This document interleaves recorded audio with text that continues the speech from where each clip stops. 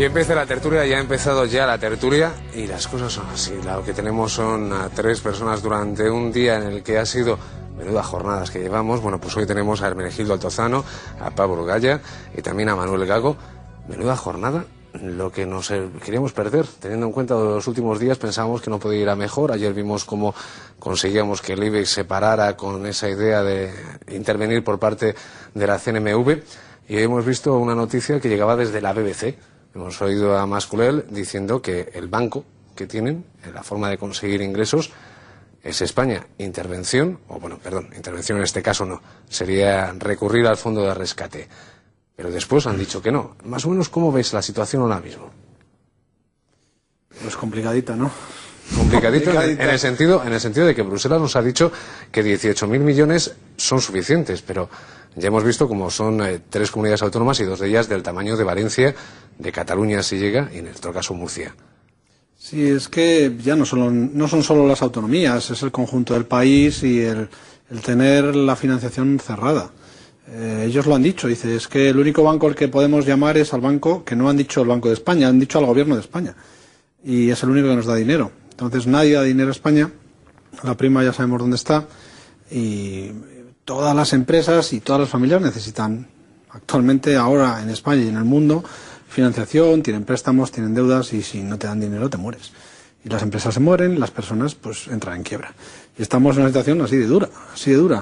Pues no sé, realmente yo venía ahora pensando en las palabras que ha dicho Fernández Ordóñez, que ha dicho de todo, la verdad, y todo muy analizable, pero una de las cosas que ha dicho es que hace 6 o 8 meses no sabíamos, digamos, la que se nos venía encima y la que tenemos encima, ¿no? Y el nivel de desprestigio o el nivel de situación actual a la que pensamos que no íbamos a llegar y estamos llegando, ¿no?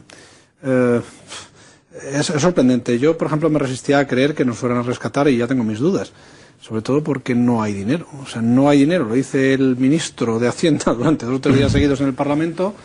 Lo dice todo el mundo. No se toman medidas y estamos en una situación crítica.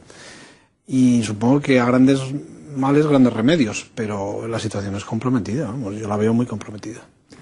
Hombre, indudablemente no hay dinero para mantener el esquema de estado del bienestar y el descontrol del gasto que supone tener 17 mini-estados que han tenido sus propias operaciones financieras, que han hecho sus propias emisiones de bonos y que ahora, pues con ese principio, por cierto, muy extendido en España, de privatizar el beneficio y colectivizar o socializar las pérdidas, pues resulta que nos acordamos de que existe la unidad de la patria y que hay un gobierno central y que, en fin, que eso de la unidad de mercado a lo mejor era una buena idea.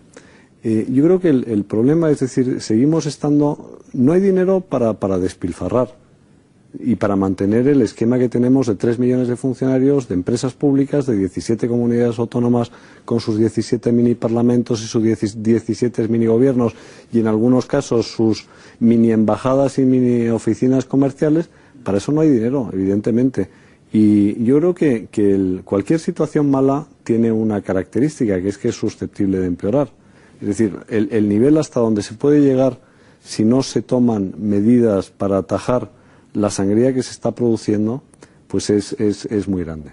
Y además habría que matizarlo de que no hay dinero. Hay dinero, pero a un coste que no es asumible. ¿Y por qué no es asumible ese coste? Pues porque el que presta el dinero dice, oiga, yo no tengo la perspectiva, no tengo la percepción de que usted tenga la capacidad suficiente para honrar el pago de las deudas.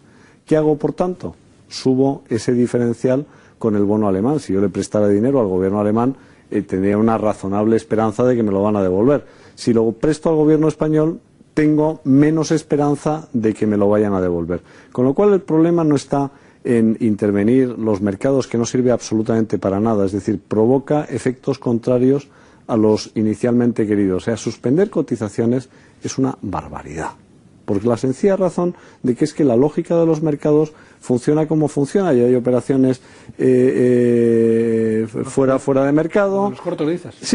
Sí, lo de los cortos, porque es que al final, es decir, tienes un problema que es que la percepción cuando tú intervienes es que ¿por qué vas a intervenir solo los cortos? Cuando tú intervienes un mercado y suspendes cotizaciones, la percepción del mercado es que me lo pueden hacer durante 15 días, con lo cual voy a salir en cuanto pueda. Hombre, también la percepción que dicen los cortos es cierto que es una forma que dé inseguridad a medio plazo, sobre todo para los inversores. Pero en este caso sí hemos visto que hay una diferencia respecto a lo que pasaba en Italia. Ellos lo que han hecho ha sido prohibir bancos y aseguradoras. Y una de las cosas que ha pasado en España es que han prohibido en todos los valores. Es decir, no quieren más hacia abajo porque se están imaginando lo que puede pasar. Es decir, que se pongan a un precio demasiado atractivo para que lo compre un inversor extranjero. Eso es realmente claro. Esa es la preocupación que tienen algunos consejos de administración que han ido y han dicho, prohíbe las ventas en corto porque a lo mejor resulta que cambia el panorama. Ese es el problema. Ese es el problema de fondo. Entonces hay que explicarlo como tal, porque es decir, los mercados tienen la bolsa tiene una ventaja, que es que tú puedes vender en cualquier momento, puedes comprar y puedes vender. Dice, es un mercado líquido, entonces es que compré las acciones a 17 euros y ahora están a 3. Sí, pero usted las puede vender. Es que usted puede tener un mercado como el inmobiliario donde compró una casa por 1 millón de euros y aunque la quiera vender por 500.000 no va a casar la operación. Pero la ventaja de los mercados de valores es que tú puedes vender y puedes comprar todos los días. Si tú distorsionas esa capacidad de vender y comprar con el pretexto de evitar los cortos, que puede ser un pretexto aparentemente muy plausible, lo que estás haciendo es crear un mal mayor para evitar un mal menor. Y sobre todo das una idea de proteccionismo. Yo creo que estamos en un momento muy complicado, porque efectivamente estamos viendo que quienes estaban haciendo las operaciones, las estaban haciendo no inversores normales, inversores particulares, las están haciendo grandes fondos, hedge funds, que lo estaban haciendo de una forma jugando muy especulativa. El problema es que el mercado no es transparente. Y no está siendo transparente para la mayoría de los inversores. Está siendo poco transparente, está siendo muy manipulado, está siendo muy forzado, está siendo asimétrico. Y eso sí es un problema. Hay que tomar medidas yo creo que hay que evitar males mayores.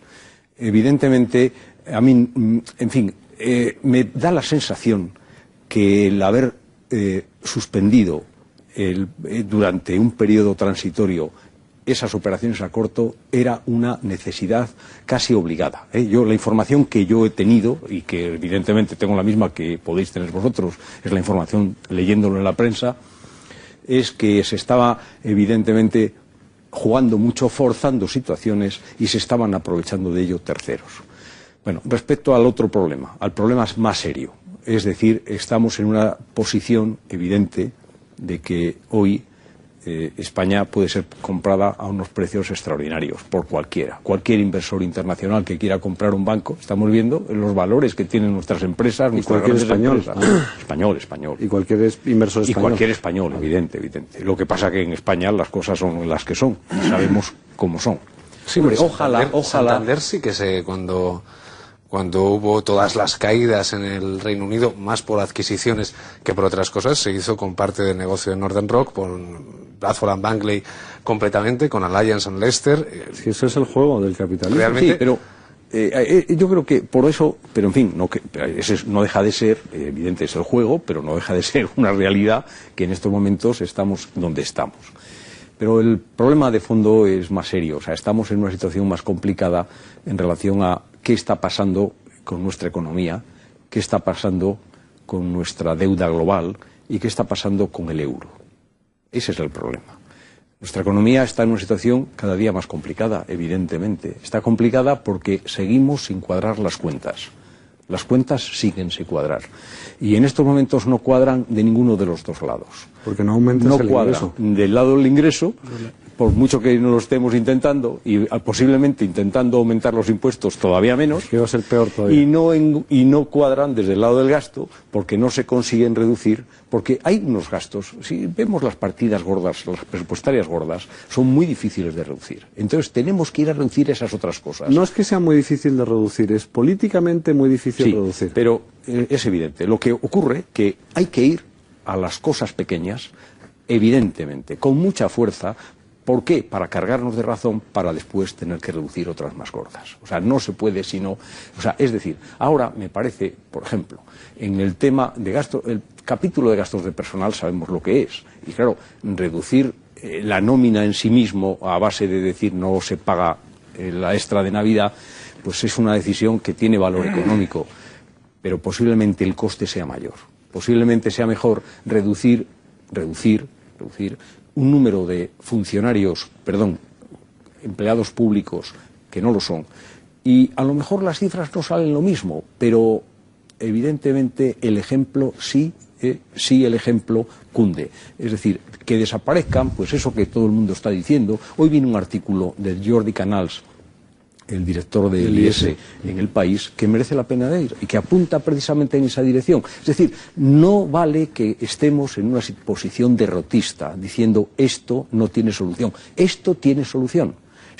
No estamos en una situación de un problema natural, estamos en un problema de gestión. Pero si es que el otro día lo comentamos, es decir, hay 5 grandes capítulos donde se va el grueso del gasto, que es funcionarios, donde va tanto función pública y los empleados públicos, y además empleados públicos, hay 1 millón de empleados. Es decir, vamos a ver, es que hay que explicar una cosa que es muy importante. Es decir, el funcionario público, por la ley de la función pública, no puede ser despedido. Es decir, tú no puedes hacer un ERE en la administración con funcionarios. Entonces, hay un privilegio que además se justifica en que así se evita pues las prácticas del pasado del spoil system, donde cambiaba de administración y cambiaban todos los funcionarios y los clientelismos, los cesantes. Entonces, en fin, uno pues y puede haber parte de razón en eso siempre y cuando mantengas un número reducido de cuerpos de administración claves. Cuando tú funcionarizas la vida económica, y esto es prácticamente una gran concesión administrativa, nuestras vidas son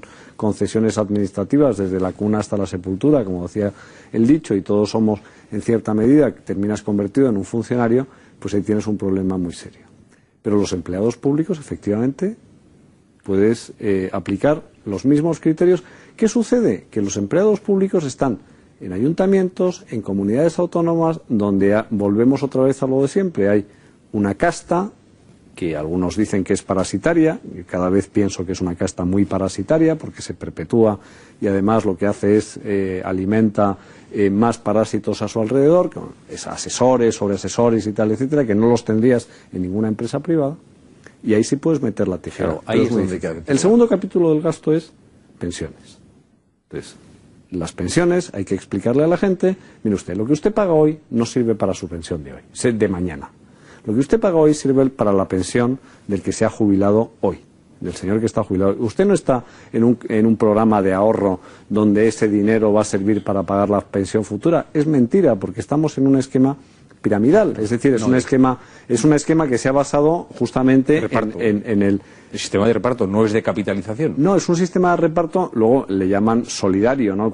A mí la palabra solidaridad asociada a la coacción me parece que son contradicciones. No, pero es un gasto real. La persona cada vez que paga sus cuotas, paga cuotas de pensión. No, pero déjame que te diga una cosa. ¿Sabes cuál es?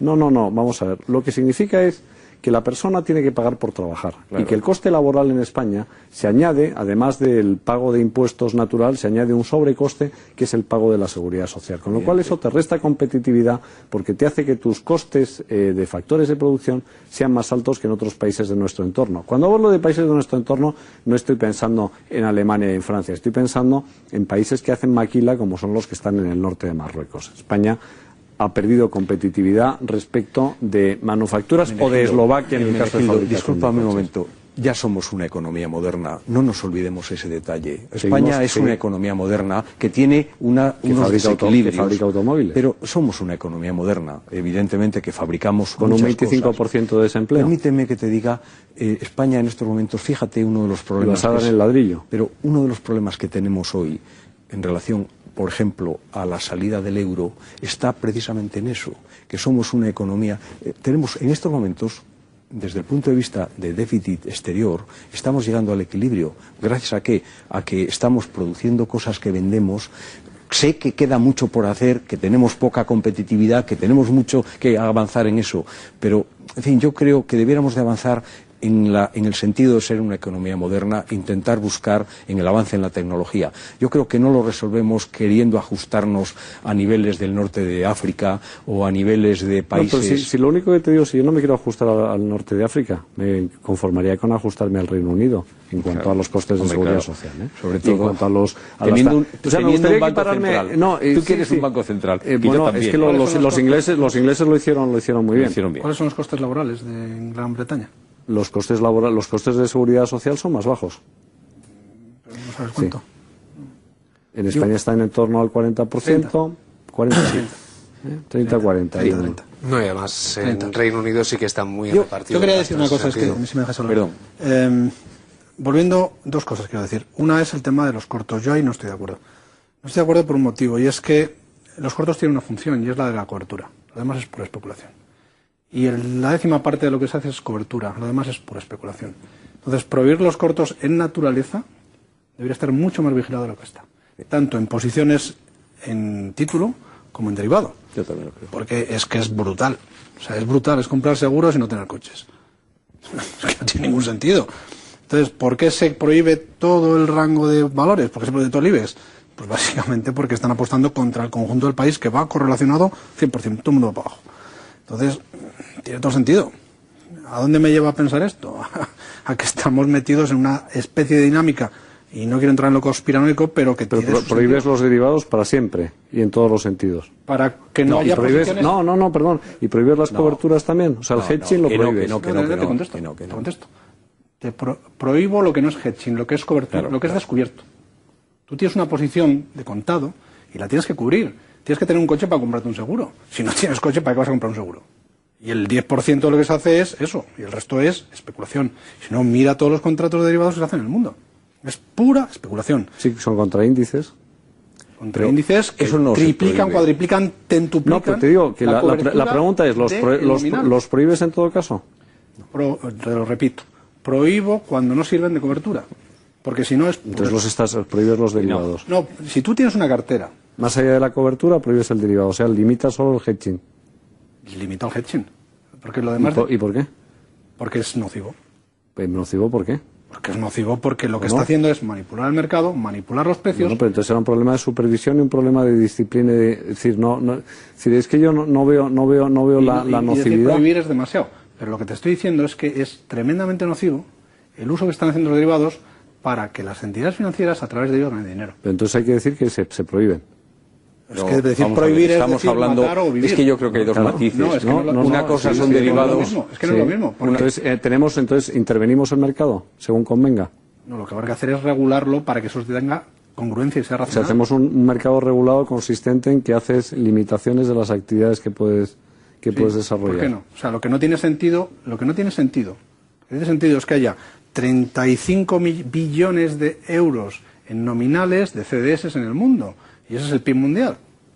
Vamos a ver. Entonces, eso no tiene sentido. No tiene ningún sentido que la mutua venda 27 millones de seguros cuando hay 10 millones de coches. El problema de los CDS no es el problema del CDS en sí, es el problema de lo que está enmascarando el CDS. Claro. Es decir, en Grecia, el problema fundamental que tú tienes en Grecia es de credit default swap.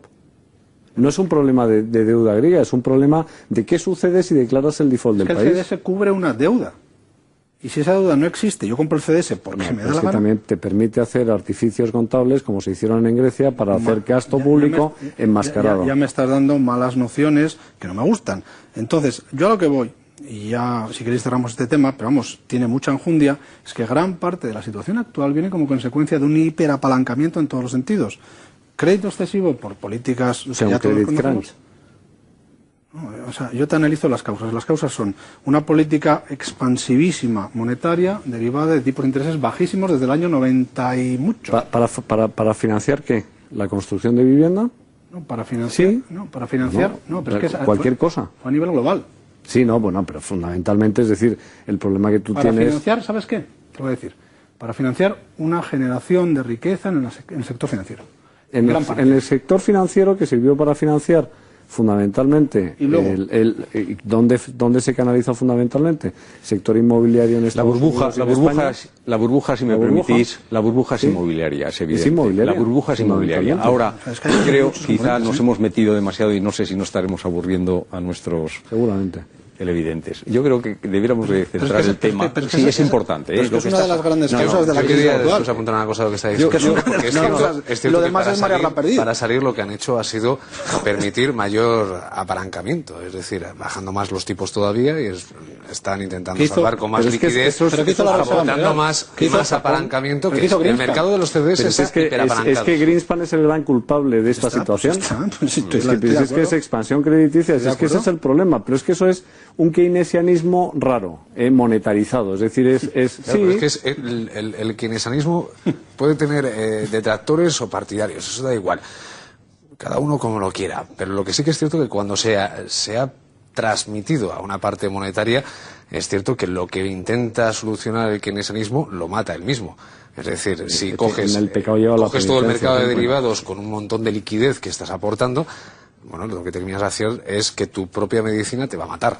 Inflación de precios, inflación de activos. Quizá en nuestro caso con unos problemas añadidos, evidentemente, que no tenemos autoridad monetaria, es decir, que no dominamos una cosa que es clave, que es el Banco Central, y con eso la capacidad que sí la tienen los americanos. Yo no sé si eso es malo o es bueno. Perdón. No. Vamos a ver. Es obvio que si eso en nuestras manos, ¿cómo va a ser bueno? No puede ser bueno. No tenemos... ¿Estarías con unos tipos de interés ahora mismo de cuánto?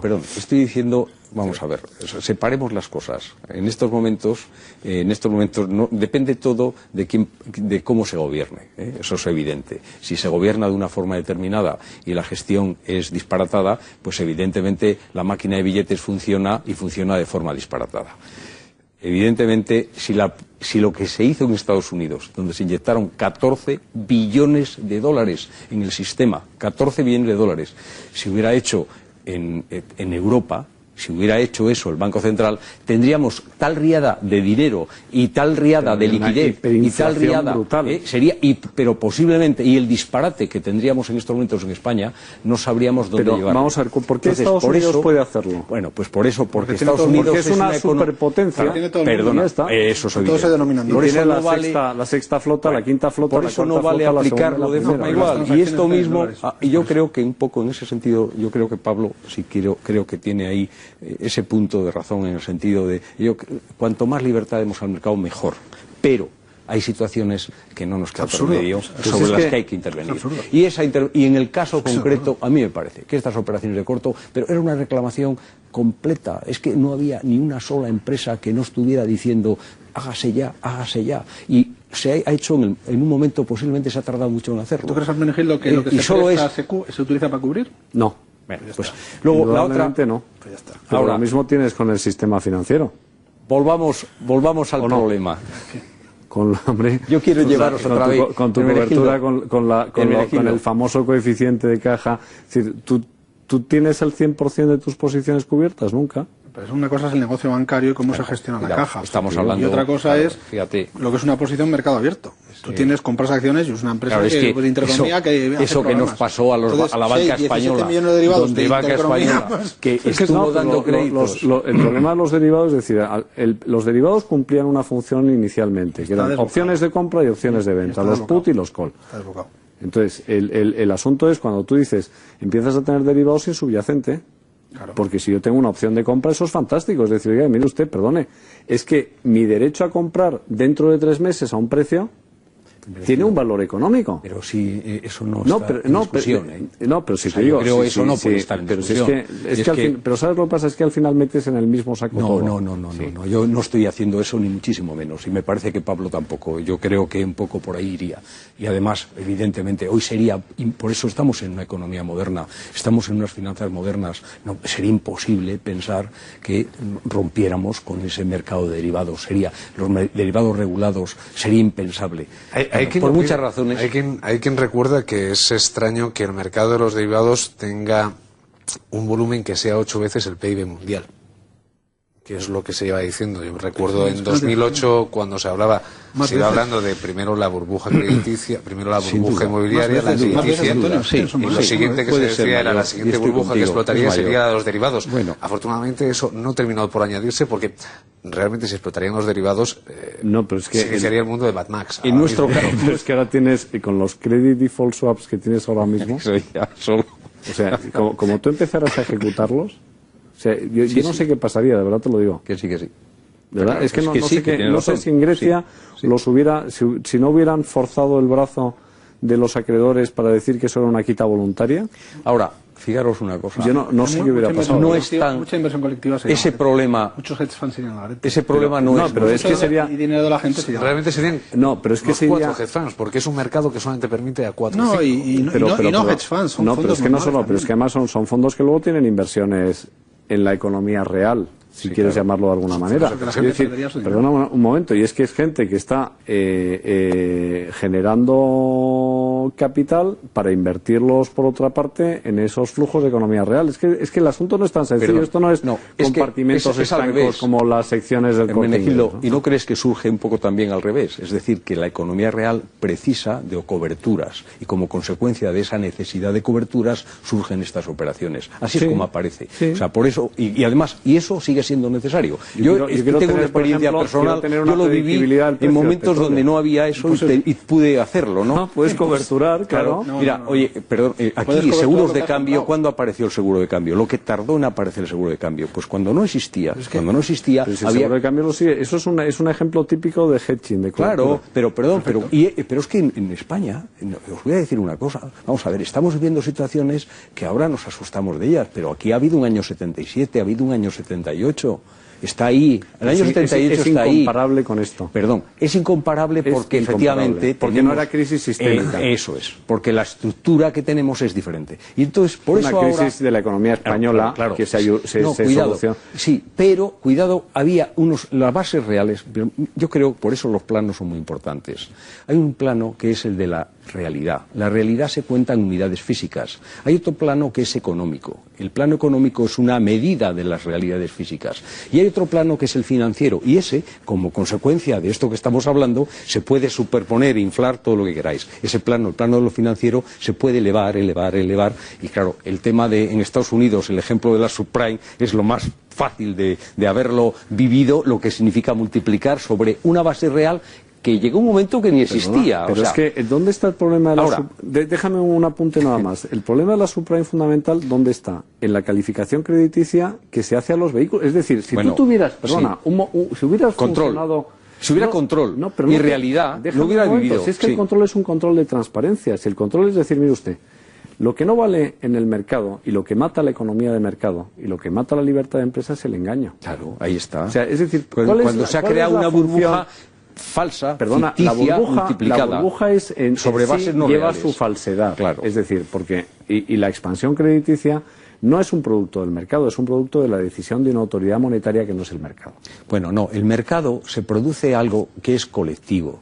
Tú piensas, hay una euforia colectiva, ¿cómo no va a haber burbuja? Pero ¿quién provoca la euforia? Perdón, la burbuja se provoca en el momento que los tipos de interés son inferiores a la inflación. Sí. En ese momento, automáticamente, cuando el interés tiene que ver es con muy el bajo, dinero con la cantidad de dinero a en partir de ahí, no te lo compliques. Tú piensa un poco, eso ya empieza a multiplicarse. Pero tú en el momento que el dinero, el que lo busca, aquel que ve, que compra cosas a crédito y que el crédito le cuesta mucho más barato que la plusvalía, que lo que recibe, cada día hace lo posible por endeudarse ¿Quién fija más. los tipos de interés? ¿El mercado o la autoridad monetaria? La autoridad monetaria. Eso, ahí tienes toda la razón. La burbuja monetaria se controla.